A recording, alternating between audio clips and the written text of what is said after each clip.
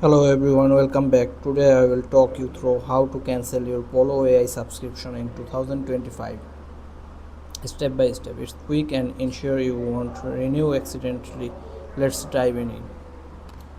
First, open the Pollo AI website or open login to your account. Make sure you are using the account with the activate subscription. Here you can see the Pollo AI on the screen. Then access account setting. Here you can see the access account setting. Now here is my account, and go to the account settings and click on the account setting, and here you can see the profile, and usually at the top corner look for subscription. Here you can see the free version and pro version 14.5 $USD per month, and the light version is 10 USD per month.